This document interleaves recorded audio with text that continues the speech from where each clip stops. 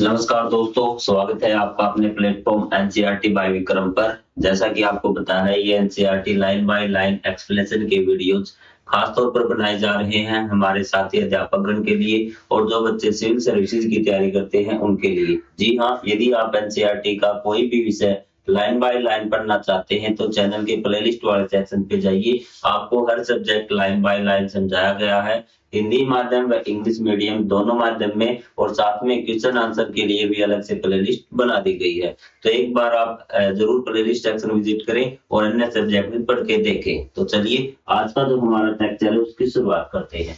हम पढ़ रहे थे चैप्टर नंबर 7। तो इससे पीछे वाले अध्याय में पार्ट में हमने पढ़ा था कि हम समान भिन्नात्मक इकाइयां हर वाले भिन्नों को घटाना। तो पिछले में तो हमने सीखा था जोड़ना, कि हम किस प्रकार से जोड़ सकते हैं, लेकिन इसमें हम सीखेंगे कि किस प्रकार से हम घटा सकते हैं। तो अगर आप किसी बच्चे को जोड़ना नहीं आया है तो आप चैनल के प्लेलिस्ट वाले सेक्शन पे जाइए, वहां आपको कंप्लीट मैथ आपका 6th क्लास का करवाया गया है और स्टार्टिंग से लेकर लास्ट तक देखिए, कोई भी चैप्टर शुरुआत कीजिए उसको कंप्लीट देखिए, बीच में से आपको समझ में नहीं आएगा। तो चलिए शुरुआत करते हैं। भिन्नों को घटाते समय भी ब्रह्मगुप्त विधि समान रूप से लागू होती है। ब्रह्मगुप्त विधि क्या है आपकी, ये चीज देखिए। आइए 6/7 से 4/7 को घटाने की समस्या से शुरू करें, मतलब इस सवाल से स्टार्ट करते हैं। तो मैंने आपको बताया था कि ब्रह्मगुप्त ने क्या कहा था कि पहले तो आपकी हर को आपको समान करना है। क्या करना है, हर को आपने समान करना। आपको बताया था कि 6/7 -4/7 है, तो हर आपका ऑलरेडी समान है। नीचे वाला जो अक्षर होता है ना, डिजिट होती है, इसको हम हर बोलते हैं, ये पहले से समान है तो ये हमें कोई दिक्कत नहीं, हमने 7 लिख दिया। अब 6 में से 4 गए तो बस यही ब्रह्मगुप्त ने बताया था आपका। इस समस्या को हल करने के लिए हम आयताकार पट्टी का पुनः प्रयोग कर सकते हैं। यहाँ दोनों भिन्न पहले से भिन्न को आयताकार पट्टी से प्रदर्शित करते जैसा कि दर्शाया गया है। तो ये देखिए आपकी कितनी है, आपकी किसमें 1 2 3 4 5 6 7 है। रंगीन कितनी है आपकी, 6 रंगीन की गई, मतलब ये जो भिन्न है आपकी कितनी है, 6/7 है। ठीक है जी, कोई बात नहीं। ठीक है, तो अब आपको क्या करना है, 6/7 में से 4/7, मतलब इसमें से आपको 4 भाग घटा देना। क्या भाग घटा देना है, 4 भाग आपने घटा दिया। ठीक है, तो क्या किया, कितना बच गया, ये 2 भाग ही बच गया। तो ये चीज आपको समझ में आ गई, 2/7 आपका हो गया। कोई डाउट इसमें, बिल्कुल आसान है। यदि आपने जोड़ आ गया तो आपका ये भी आ जाएगा, घटा कोई दिक्कत नहीं है। पहला काम है आपका उसकी हर को समान करना। यदि आप हर समान कर लेंगे फिर तो आपको कोई दिक्कत नहीं होगी। यही अभ्यास आप संख्या रेखा पर करने का प्रयास कीजिए। संख्या रेखा पर ये वाला मैंने कहा था कि हर लाइन आपको समझाऊंगा बिल्कुल बारीकी से, एक भी लाइन आपकी नहीं छोड़ूंगा अभी। तो यहाँ देखिए आपकी ये संख्या रेखा होगी आपकी भी। ठीक है, तो 7 भागों में ये होते हैं आपके टुकड़े की, एक इकाई के हमें कितने टुकड़े करने हैं, 1 2 3 हम मान लेते हैं। ठीक है, तो आपको क्या करना है, 7 टुकड़े करने हैं आपके, 1 2 3 4 5 6, और ये आपका यहाँ तक हो जाएगा। थोड़ा सा आगे लिखना पड़ेगा,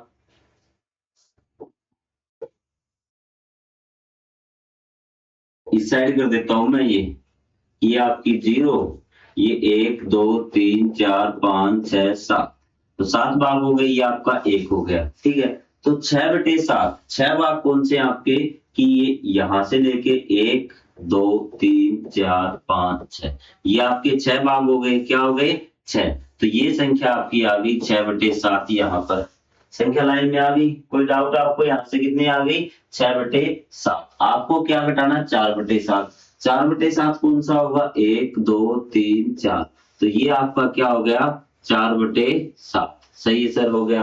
तो ये अगर इसमें से घट गया, 4/7 आपका घट गया, तो कितना बचा सर, ये 2 भाग बच गए, 1 और 2, तो कितना बच गया, 2/7। तो बताइए आपको कहाँ दिक्कत हुई, संख्या रेखा भी निकाल दोगे, कोई दिक्कत नहीं। मैंने आपको बताया था ये जो नीचे 7 लिखा हुआ था, इसका मतलब एक इकाई के कितने टुकड़े किए गए हैं। ये चीजें क्लियर हुई आपकी यहाँ से। 5/8 3/8। अब ये तो आपके लिए बिल्कुल आसान सा काम हो गया कि आपने देखा कि सर इसमें तो 8 8 हर समान है, तो 8, और 5 में से 3 गए 2, हर आपकी समान है 9, 7 में से 5 गए आपके 2। तो हर आपकी समान है, 27 27 है, तो 10 में से 1 गया 9। तो आप क्या करेंगे, इस प्रकार से इसको सॉल्व कर सकते हैं। कोई डाउट नहीं आपको, बिल्कुल क्लियर। तो चलिए आगे बढ़ते हैं। जैसा कि हमने पहले भिन्नात्मक इकाई भिन्नों को घटाना जानते हैं, ठीक है। समान भिन्नात्मक इकाई, इसमें भिन्नात्मक इकाई क्या होती है भी, क्या होती है भिन्नात्मक इकाई, इसको हर कोई मान लीजिए। इसकी भिन्नात्मक इकाई कितनी है, 1/8। इसकी भी 1/8, 1/9, 1/9, 1/27, 1/27, ये आपकी भिन्नात्मक इकाई है। तो आप हर मान के चलिए कि आप हर ही मान लिए एक बार कि अगर हर समान है ना तो हम उसको आराम से घटाना जानते हैं, लेकिन अगर हर समान नहीं हो फिर हम क्या करेंगे भी। तो इसको देखिए भी, 3/4 माइनस 2/3, 3/4 माइनस 2/3। तो यहाँ पे हमारे सामने एक दिक्कत आई, ये देखिए कि आपका था 4/3 माइनस 3/4 भी क्या था, 3/4, ताकि आपको जो मैथ में दिया हो ना वही करवाए, माइनस 2/3। हम देखेंगे कि सर इसकी तो क्या भिन्नात्मक इकाई अलग अलग है, यहाँ 4 है, यहाँ पे 3, इसकी भिन्नात्मक इकाई 1/4, इसकी 1/3, ये आपकी बराबर होनी चाहिए। तो आपको दो तरीके बताए थे मैंने। एक तरीका था कि इन दोनों की तुल्य भिन्न लिखिए, क्या लिखिए, तुल्य भिन्न लिखिए भी। तो तुल्य भिन्न लिखते हैं 3/4 की, 3/4, इसकी फिर 2 से गुणा कीजिए 6, इसकी भी नीचे भी 2 से गुणा 8, फिर 9 से, फिर आपकी 12, ऐसे करते जाएंगे तुल्य भिन्न। 3 चौके 12, 4 चौके 16। 3/4 की आपने तुल्य भिन्न लिख दी, और आपने फिर 2/3 की भी तुल्य भिन्न लिखनी है। 2/3 की क्या आएगी, दिख रहा है क्या आपको, हाँ दिख रहा है। सॉरी, 2/3 की थोड़ा सा ऊपर लिख देता हूँ यहाँ कि 2/3 की तुल्य भिन्न क्या आएगी, इसको 2 से गुणा करेंगे 4, नीचे भी 2 से गुणा 6, इसको भी 3 से गुणा, 2 3 6, इसको भी 9, 2 चौके 8, इसको भी 3 चौके 12, 2 पंजे 10, और 2 छिके 2 पंजे 10, तो 3 छिके 18। सॉरी, 3 पंजे आएगा, यहाँ पे भी क्या आएगा, 3 पंजे आएगा। ये चीज आपको ध्यान रखनी है, क्योंकि आप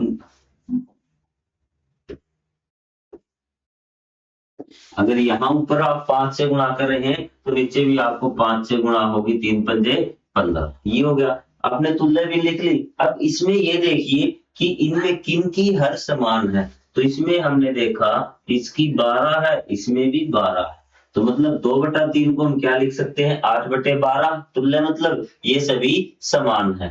और यहाँ 9/12, तो यहाँ 3/4 की जगह क्या लिखूं मैं, 9/12। या मैं लिख दू 9/12 माइनस, यहाँ क्या लिख दू 8/12। तो हो गई आपकी यहाँ पे। तो आपने देखा सर अब तो मजा ही आ गया। ये देखो यहाँ पे इनकी भिन्न क्या हो गई, हर आपकी समान हो गई, तो आपने 12 लिख दिया, 9 में से 8 गया, 1/12, बस हो गया। तो इस प्रकार तुल्य भिन्न से आप क्या कर सकते हैं, उनकी भिन्नात्मक इकाई एक बराबर कर सकते हैं। एक दूसरा तरीका जो मैंने आपको बताया था वो चीज और आप एक बार देखिए भी, वो देखिए आपका कैसा रहेगा तरीका। आप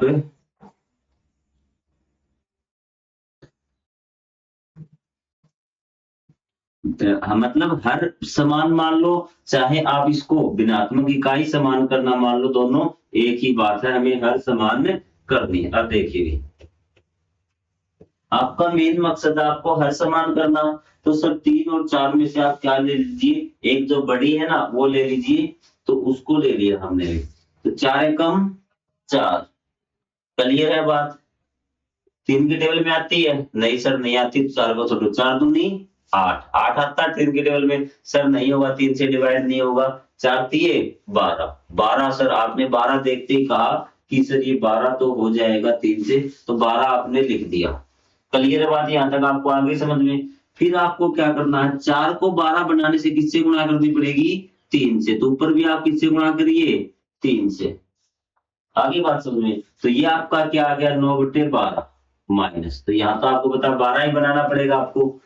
3 को 12 बनाने के लिए सर 4 से गुणा करना पड़ेगा, और 2 को भी 4 से गुणा कर लीजिए, कितना हो गया, 2 चौके 8, और ये आपको पता है क्या आ गया, 12 8 1। ये भी तरीका है आपका।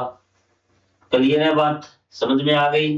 कोई भी डाउट हो आप आराम से बताना कि सर हमें ये चीज समझ में नहीं आई, लेकिन मेरी पूरी कोशिश है आपको हर चीज बिल्कुल एक एक करके समझाऊं, बेशक टाइम हमारा ज्यादा लग जाएगी।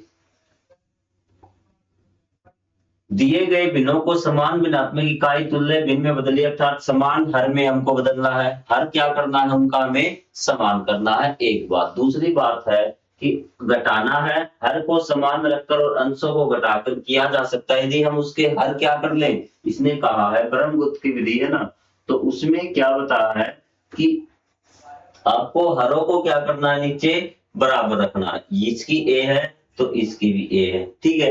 मान ले अंश इसका सी है, इसका ये डी है, तो इसने कहा जब हम इसका उत्तर निकालेंगे ना, या माइनस करें चाहे जोड़ करें, तो ये हर तो ए का ए आ जाएगा, यहाँ माइनस है तो सी प्लस डी आ जाएगा, और यदि माइनस है तो सी माइनस डी आ जाएगा। मतलब अंशों की आपको घटाया गुणा घटाया जोड़ करना है, आपका हर क्या रहेगा, समान रहेगा। ये बात है, ये बात आपको आगे क्वेश्चन में समझ में आ जाएगी। ब्रह्मगुप्त विधि समझ में आ गई। अब आपको ये पता लगाना है ब्रह्मगुप्त विधि से, तो अब देखिए अब आपको कर देंगे। ब्रह्मगुप्त विधि में क्या बताया था आपको, हर आपके बराबर होने चाहिए। तो आपने कहा सर इसके तो हर बराबर है, 15 है, तो हमने क्या करेंगे, हर इसका वही रखेंगे 15, और घटा का निशान है तो अंशों को घटा देंगे, 8 में से 3 गए 5, आपका हो गया, ठीक है। अब आप सर इस पे आ गए हम, तो यहाँ देखिए 5 और 15 है सर, इसमें तो हमें बराबर बनाना पड़ेगा।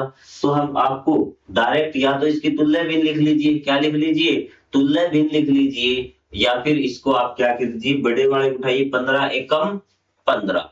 तो क्या 15 5 के पहाड़े में आता है, दूसरे वाले को देखना है क्या 5 के पहाड़े, हाँ सर आता है 15। तो हमें दोनों को क्या बनाना पड़ेगा, 15 बनाना पड़ेगा। तो आइए शुरुआत करते हैं। सर ये तो 15 है, इसको 3 से गुणा करना पड़ेगा। अगर इसको 3 से किया है तो इसको भी 3 से, तो ये क्या हो गया, 2 3 6, 5 3 15। कोई डाउट यहाँ से? ये आपका 15 है ही। तो अब ब्रह्मगुप्त विधि आपने पता है कि हर आपने बराबर कर दिए, तो क्या होगा कि हर को हम ऐसे का ऐसा लिख देंगे, और अंश को घटा है तो घटा देंगे, जोड़ है तो जोड़ है तो जोड़ देंगे, 2/15। आपको आगे बात समझ में? कोई डाउट?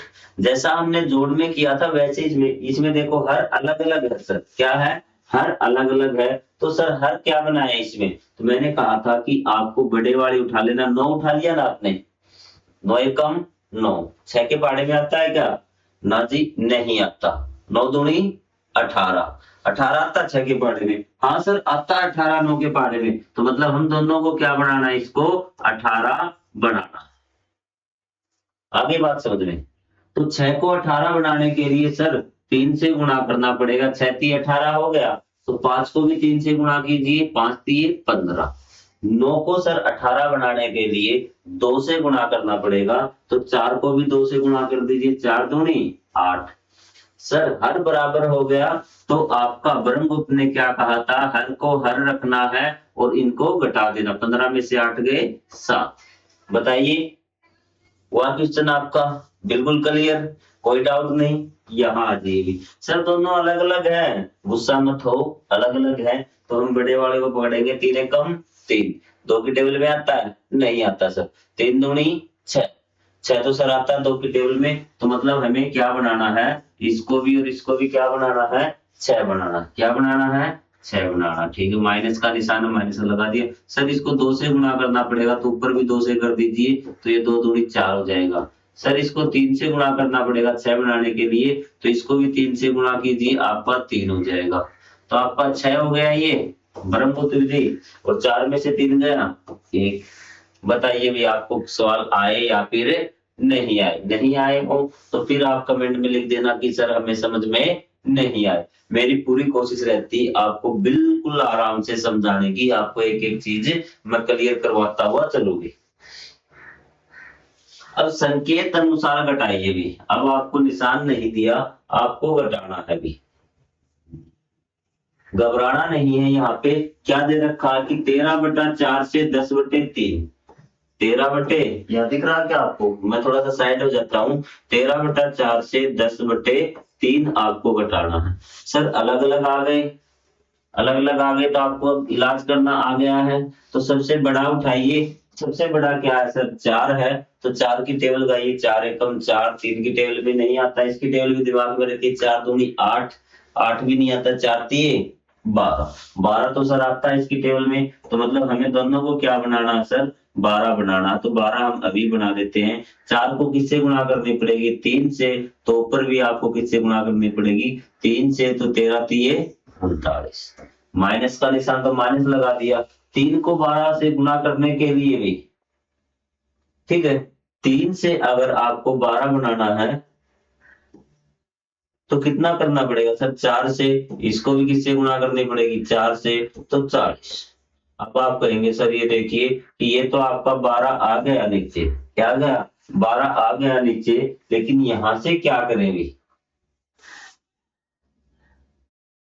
कि 39 में से 40, जब आपको पता है ये माइनस के हैं और ये प्लस के हैं, अगर ऐसी सिचुएशन आ जाए आपको कम में से ज्यादा घटाने पड़े, तो आपकी अभी नई नई क्लास आई, 6 क्लास में आपको ये चीज पहली बार आप इसे रूबरू हो रहे होंगे, तो ये कितने के बचे हैं, -1, क्या है, -1, कि अभी हमें -1 और घटाना, 39 तो हमने घटा दिए, लेकिन -1 और हमें अभी घटाना, हम लिख देंगे, क्योंकि हमें घटाने के लिए कितने थे, 39 में से 39 तो हमने घटा दिए, मामला खत्म हो गया, लेकिन एक और घटाना श्रीमान जी, -1 हमने वो लिख के दिखा दिया, बात हमारी कंप्लीट। ये चीज आई समझ में, कर दोगे काम, कोई डाउट नहीं, ठीक है।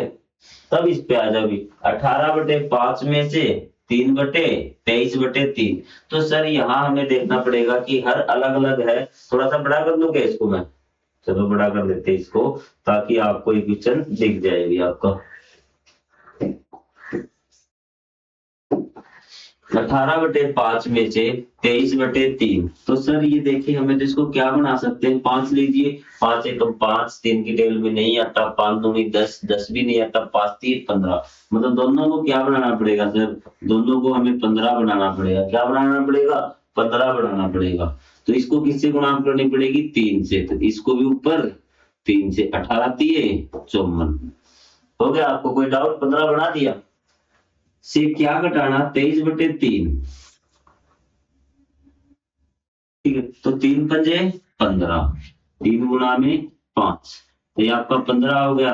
23 पंजे कितना होगा आपका, अभी 23 पंजे आपको गुना आनी चाहिए 115, क्या होगा 115, फिर वही बात आ गई भी, ठीक है, फिर आपकी वही बात आ गई, ठीक है।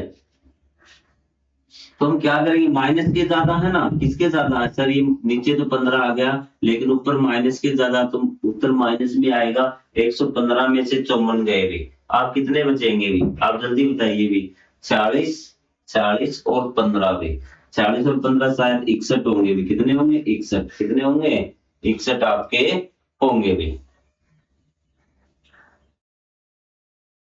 क्लियर हो गया ये। अब यहाँ पे आ जाइए, यहाँ तो कोई दिक्कत नहीं है सर, बराबर है, 7 है तो नीचे 7 आ जाएगा।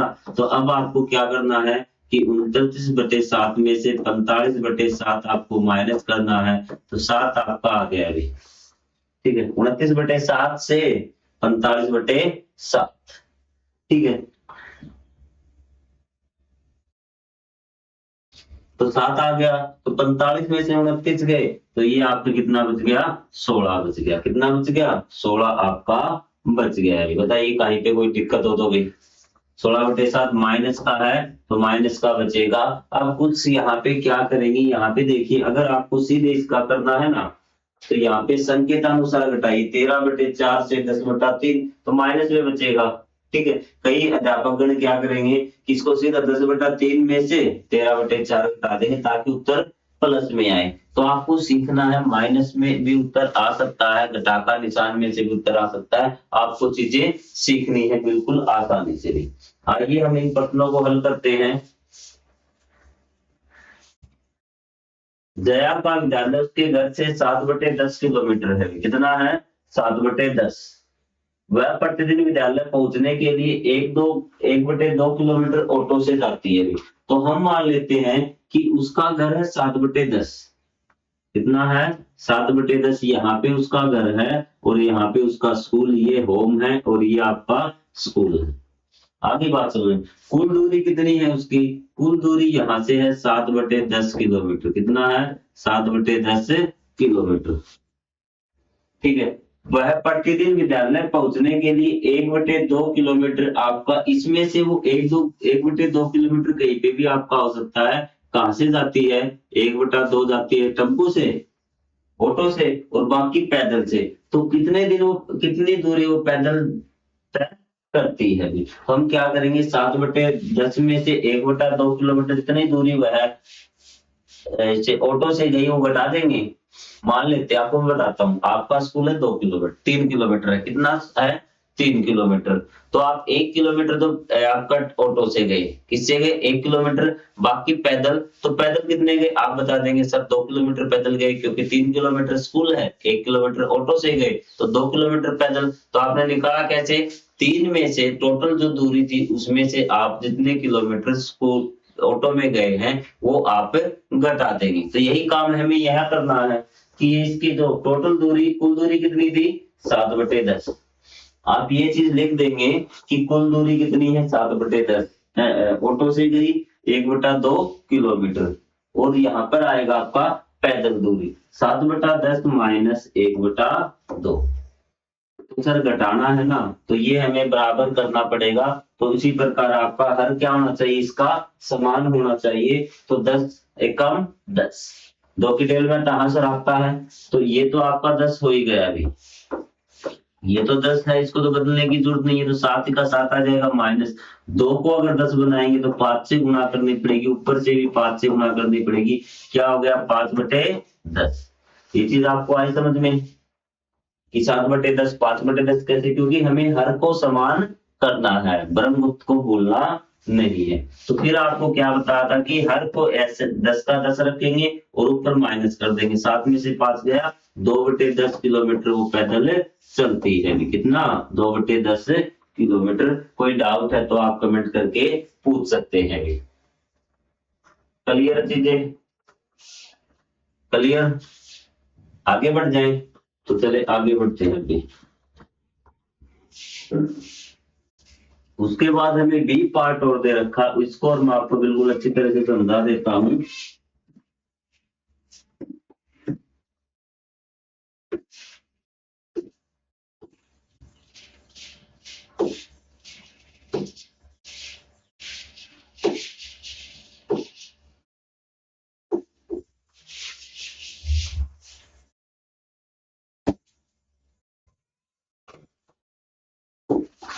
ये देखिए, जीविका पार्क का एक चक्कर पूरा लगाने में 10/3 मिनट। तो जीविका का जो टाइम है वो कितना है? 10/3 मिनट। ये बात आपकी आ गई समझ में? ठीक है जी। उसकी मित्रता नमिका कार्य को 13/4 में करती हुई, नमिता का और देख देते हैं हम यहाँ पे, नमिता 13/4 में। ये देखो, ये बता रखा कि जीविका पार्क का एक चक्कर लगाने में 10/3 मिनट लेती है, नमिता है वो 13/4 समय लेती है। दोनों में से कौन कम समय में चक्कर पूरा लगाती है और कितना समय लेती है? आपको भिन्न में तो शायद समझ में नहीं आ रहा होगा। ठीक है, भिन्न में आपको समझ में नहीं आ रहा होगा क्वेश्चन क्या पूछा गया है। अब मैं आपको सिंपल बताता हूँ कि जीविका लेती है 4 मिनट समय। कितना लेती है? 4 मिनट। और जो आपका नमिता है वो लेती है 3 मिनट।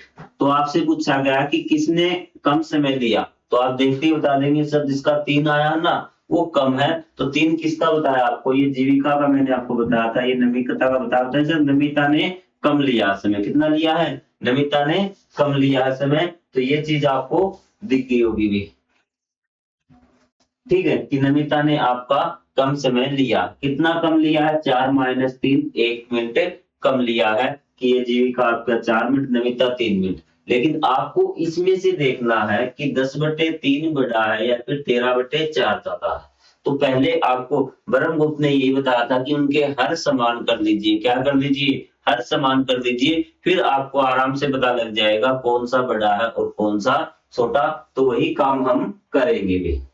चीजें क्लियर नहीं आता तक आपकी? तो चलो भी, ये जीविका का समय कितना था आपका? 10/3 दिख रहा है आपको? हाँ सर दिख रहा है। और 13/4 नमिता का।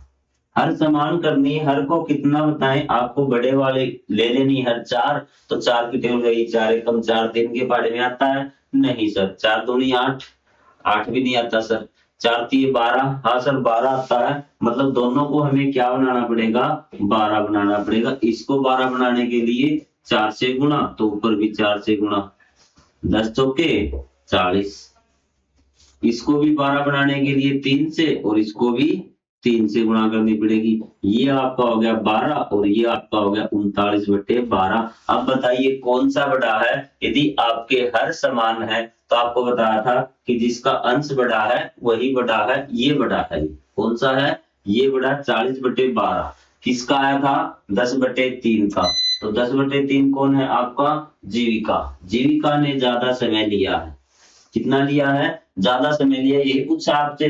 दूसरा क्वेश्चन कितना ज्यादा लिया है, तो हम जीविका के समय में से आपका नमिता का समय घटा देंगे, यहाँ पे माइनस कर देंगे, 40/12 माइनस 39/12। तो आपको बताया कि हर आपका समान रहेगा और ऊपर वाला अंश घट जाएगा, 1/12 समय उसने मिनट ज्यादा लिया है, 1/12 मिनट में। तो ये आपका जो टॉपिक था 7.8 ये कंप्लीट होता है। अब हम देखेंगे एक चुटकी इतिहास की, इसमें कुछ ऐसा नहीं है एक चुटकी इतिहास में जो आपको चीजें समझने वाली होंगी, ठीक है। उसके बाद आपकी ये पहली है, पहले हम करवा देंगे आपको अगले पार्ट में, और तब हमारा ये जो अध्याय है ये हमारा समाप्त हो जाएगा। भी